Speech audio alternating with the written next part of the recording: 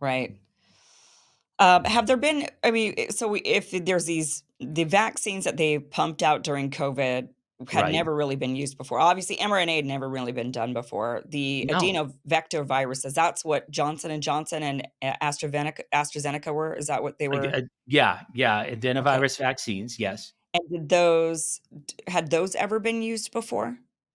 They were, they were based on old technology, but again, they were very, the things that they did with the adenovirus technology was, again, like a genetic modification, which it had not been tested before. Okay. So, what vaccines in the past that they've used? I mean, for one, why would they all of a sudden try to use these new ones versus Right. going with the old tried and true? What do you think the Uh, motivation was? Because I feel like, if I remember right, China did not do those types of vaccines, and I think I Cuba. don't know enough about. They had a vaccine called Sinovac. Yeah, No, Sinovac was the company that produced the vaccine. Excuse me. I don't know enough about them, but the real issue was the patent portfolio. Okay, when you use a technology that's off patent, then you can't make as much money than if you use this very, very new technology where the patents are ripe. Moderna patents were co-held with the National Institutes of Allergies and Infectious Disease. That's where Fauci was head. And so that's why they chose the Moderna, and they also chose the Pfizer because it was a very similar so technology. they could make a lot of New money off of it. new technology, new patents, lots of money. Then they came out with Paxlovid and Monopulmonavir, Right, which actually caused people to rebound. It would quell the infection for a while, but then even Anthony Fauci, when he got COVID, I think he took he did, Monopulmonavir. He and ended he up rebounded. rebounding. Yeah, yeah, a bunch of them did. I mean, it was Right. comical. It was like we were watching a comedy show. But it was a patented drug. There was Ugh. more money to be made, and so that's why they did it. Is it because old vaccine technology that they've used for measles and other things, is that all now, like, off patent and they can't if they use that tech, it's Most of that technology is off patent. I mean, there may be several remaining patents in the portfolio, but the big money winners were the HPV vaccine, and they will come out with new formulations like Gardasil went from the regular Gardasil to Gardasil 9, so they can keep that patent protection going.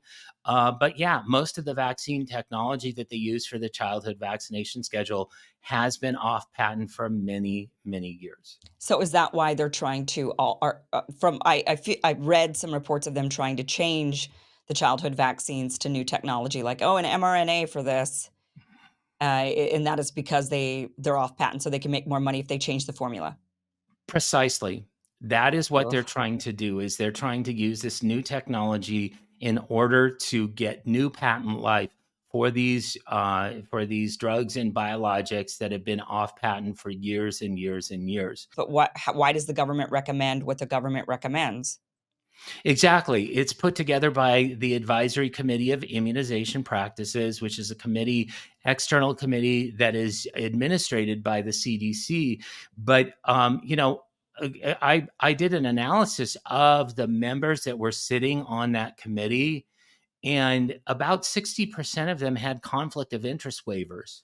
And so basically, you can sit on the ACIP committee, you can approve a vaccine, and you can vote yourself rich as long as you have a waiver for your conflicts of interest. People don't know these waivers exist, but people that are sitting on these committees should have no conflicts of interest whatsoever, but they Right. do.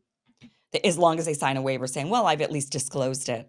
But the public Exactly. doesn't Yeah. know that they've disclosed it, and your school doesn't know when they get the recommendation from the CDC that they have that conflict of interest.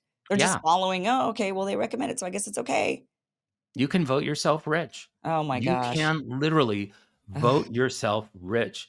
And the original vote on the rotavirus vaccine, that's what Paul Offit did because he knew he had his own vaccine in the wings that would replace. So, the first vaccine was called Rotarix.